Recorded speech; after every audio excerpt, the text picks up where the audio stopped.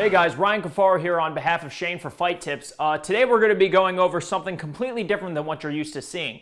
With Shane's videos, you're used to a lot of self-defense, a lot of martial arts, but today we're going to go over the other side of the battle, which is the nutrition. Now, I'm currently in the middle of cutting weight for my MMA fight, and for me, nutrition is such an important part of being in shape, performing properly, and just overall making sure you look the part as well. So today we're going to be going over a recipe that I use that's high in protein, low in carbs, designed to just fuel you so you can really get after it in all of your workouts and your training. We're going to be doing a pan-seared chicken breast with a side of sautéed kale with garlic, finish off with a little bit of a simple homemade guacamole.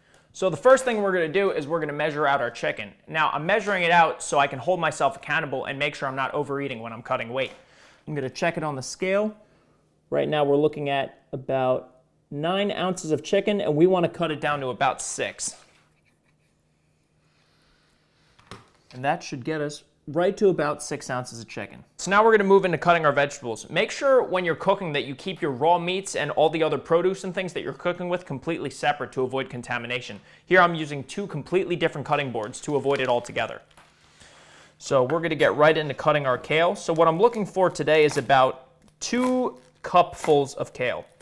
Kale is great because it's full of vitamins, minerals, it's nutritious, and it's really dense. So when you eat it, it makes you feel full without eating too many calories. Alrighty, there we go. So we're going to measure out about 2 cups of kale. Keep in mind, I like to stuff mine to make sure I'm getting extra vegetables because a little extra never hurts in my book. There we go. Now we're cooking with gas.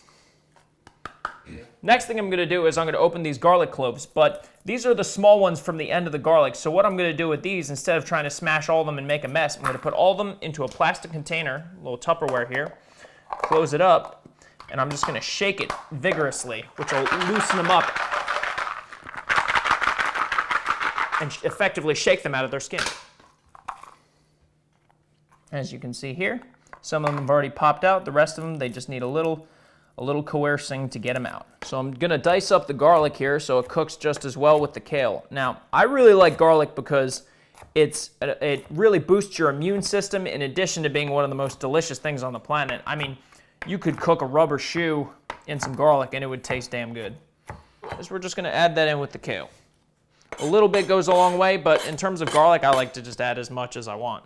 We're gonna season up our chicken a little bit so it's got some flavor to it, so it still tastes good even though it's nice and lean. Drizzling a little bit of olive oil, gonna flip it around, coat it on both sides, and then I'm just gonna add all of my seasonings here. So what I've got is just your basic classic mix. I've got salt, I've got pepper, and I've got just an everyday, herbs and spices mix. And I like the one with no salt because you can always add extra salt. So let's see here. Salt. A little bit of pepper. Now we're just going to toss it around a little bit. Do this on both sides, and then we're going to throw it right into the hot pan with some butter and olive oil. All right, so we're going to throw a little bit of butter in the pan, just enough so that I can coat the pan fully. There we go. Nice thin piece of butter, a little splash of olive oil. It's my favorite combination of 2 fats to cook with. And then we're just going to gently lay this chicken in and make sure I'm laying it away from me to avoid splashing.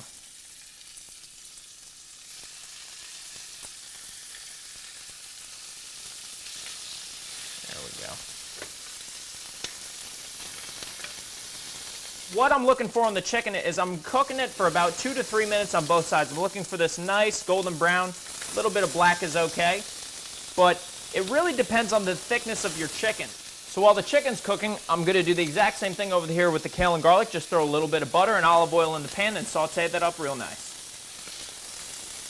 And in go our veggies.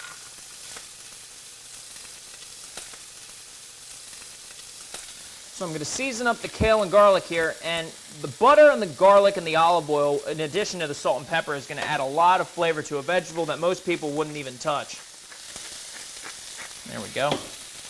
All right, so the chicken's done. It's nice and golden brown on both sides, so we're just going to pull that off. See, it looks great, and we're going to just plate that out. There we go, perfect. So our kale cooked down very nicely, so we're just going to plate that right now, right next to the chicken. All right, so now we're gonna move on to our little makeshift guacamole here. So the first thing I'm gonna do is I'm gonna cut the avocado in half. Make sure you're very careful, just run the knife all the way through. Make sure it's touching the pit the entire time. Be very careful with your fingers here.